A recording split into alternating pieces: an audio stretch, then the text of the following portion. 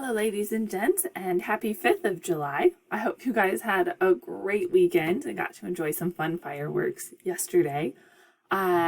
This week, we are jumping with both feet into our Murder on the Orient Express Project 1 unit. Every Monday, I'm going to post videos like this to give you a chance to kind of orient yourself to the class, figure out what we're going to be doing, and figure out where everything is going to be located. So I'm going to try and keep these short. That's hard for teachers because we like to talk a lot, and I am no different.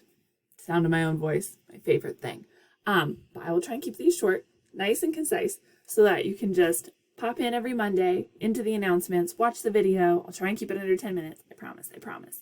And you'll know exactly what we're going to be doing for the week and what you need to be successful. So if we take a look at this week, you can always go to the calendar tab in Canvas. Make sure that you select the class you're interested in, which in this case is this class. And it'll tell you what you need to be doing every single day, which is pretty handy. Summer term goes pretty fast. It's much shorter than any of the other terms we have during the school year. So I do just want to encourage you, yes, it's going to feel fast, because it is. It is much shorter, but we still have to cover the same amount of material. So hang on to your socks, reach out with questions, and I'll try and give you every resource I can to be successful here. So if we take a look, today you are going to be viewing murder mystery tropes in the modules tab, and I'll show you where that is in a second. Murder mystery tropes is all about the ways in which murder mysteries are written, the repetitive elements of murder mysteries as a genre, and how Agatha Christie kind of set the bar for all the murder mysteries that came after her. So the things that we're used to seeing, if you like to read murder mysteries or watch murder mystery shows, many of them originated with Agatha Christie. Either they originated with her or she was so good at using them, they are now the benchmark for everybody else. So we'll talk about those and how they might play out specifically in Murder on the Orient Express in that PowerPoint video. And then you're going to be responding to some questions. And the great thing about this calendar is it'll link you right to the assignment. So if you're in here and you're like, oh, what do I have to do today? Murder on the Orient Express questions. If you click on the title, it'll take you to the assignment, but it'll also give you a little blurb that says, here's kind of an overview of what we're looking at.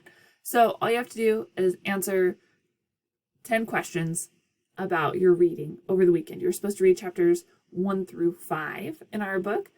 Answer these questions as best you can. And if you already know how the book ends, don't spoil it for the rest of us, right? Pretend like you don't know. So answer those questions and view the PowerPoint today. Tomorrow, you're going to be continuing your reading of Murder on the Orient Express, reading part 2, chapters 1 through 6, and you're going to be viewing a PowerPoint that will give you some tips for how to read successfully in the academic setting, and how to figure out exactly what you need to know from the book in order to use it in the essay, which is what you're going to be doing in just a little while. So this is a very important PowerPoint. Then you're going to continue reading Murder on the Orient Express and answer a discussion board called How is Justice Different from Revenge? And this is just kind of a free write for you. I call it a brain dump, where I just want to kind of see your ideas, what you're thinking based on the book so far, what you're basing your ideas on from your life experiences. Aristotle, really smart, clever dude, lived a long time ago, very dead now, but a philosopher who had a lot of ideas about how our brains work and how we create meaning in life. And he said that we have something called a schema, and everyone's schema is different.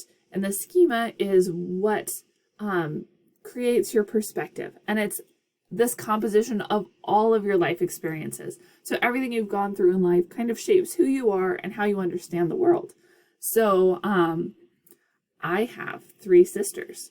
You better believe that that kind of shapes how I see the world and relationships. I have 2 toddlers. That probably impacts the way that I see the world and relationships. I was homeschooled up until high school.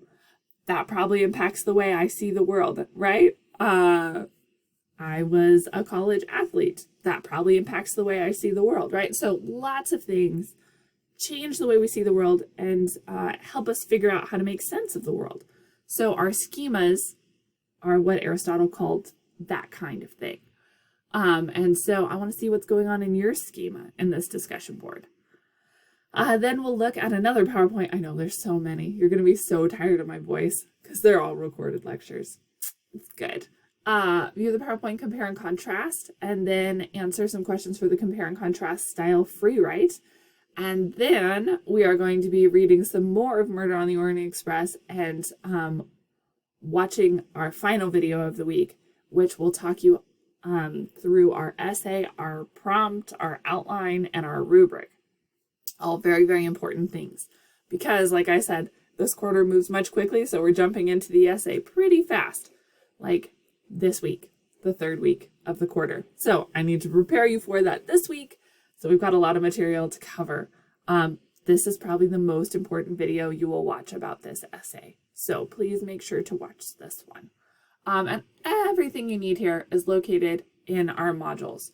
So if you click on our class, and it comes up, you're like, oh, I love this class. Look at that. The homepage just makes me feel happy. And you click on the modules tab here. We have already done our diagnostic essay. Hooray! So everything you need to be successful in Murder on the Orient Express, our first project, is located here in this modules tab for you. I've got it separated into 3 subsections. So this is contextual information. This means what we need to be prepared for the essay. And this is where you're going to find all the PowerPoints you're working with this week. So you already watched Murder Not Muck Duck. Here's the recorded lecture. It's super fun. And the video clip from Drunk History, which I hope you deeply, deeply enjoyed because it's hilarious. Literary analysis and close reading strategies. The close reading strategies, these are the recorded lecture videos you're going to be watching on Thursday. Murder mystery tropes right here, the recorded lecture you're going to be watching today. Some additional help for you like symbolism. If you want some historical context for Murder on the Orient Express, we've got all of that too. If you're watching in the PowerPoint, all you have to do is download the PowerPoint, click View from Beginning, and turn on your volume, and you'll be able to hear the melodious sound of my voice as you watch the PowerPoint. You're welcome. The other subsections we have are supporting materials for the essay. This book, Murder on the Orient Express, has some French in it. So if you're not fluent in French, I've got a French language guide for you here, as well as vocabulary to help you out. If you're visual like me, here's a diagram of the train car so you can see where everyone was at when the murder went down. We are going to be doing some reading, so don't read with your eyes. Is that a symbol? One that's going to hurt you are all chapter excerpts from a book by a man named Thomas Foster, who wrote a book called How to Read Literature Like a Professor. Good book. Didn't want to make you buy it, so I, don't tell anyone, made PDFs of 3 of the chapters. So those are there for you to help you as you get into this book and kind of understand your reading process better. This article, Psychological Approaches to Revenge and Justice, we're going to be talking about more next week. But just as a heads up, you need 2 sources in your essay coming up. The first source will be Murder on the Orient Express, the book. The second source, I highly, highly, highly, highly, highly recommend, is this article right here because it's amazing. I'm going to talk about it more next week. But it basically creates a list of all the things that are true about justice and all the things that are true about revenge and gives examples for each one, which is kind of what you have to do in your essay. So it's an amazing source. Please make sure to use it. We'll talk more about it next week. And then the third subsection in this folder is the essay step-by-step instructions for writing the essay. So the compare and contrast PowerPoint that you're watching this week is located here, as well as the recorded lecture for the essay prompt and outline instructions. This is what you're watching on Friday. It's probably the most important video you will watch as you think about writing your essay. So please, please, please, please, please, please, please, please, please make sure you watch it. There's also a thesis worksheet walkthrough. You're going to be working on your thesis next week. So that's a resource as well. We've got our rubric, we've got the thesis worksheet, we've got our outlines, we've got so much stuff here to help you be successful. So please make sure you're utilizing all these resources because this is designed to take you through the project step by step so it won't be overwhelming or discouraging. I want to make sure that you've got all the tools you need to be successful, and this is where I've put all of those tools. So make sure you're taking advantage of this. I do try and keep the recorded lectures short. I do. I really do. Most of them are only about 10 or 15 minutes long. The only exception to that is this close reading strategies. This one is 15 minutes long and this one is 5 minutes long. So you have a total of 20 minutes of video viewing, but it will never be more than 20 minutes of video lecture because like our brain clicks off at that point.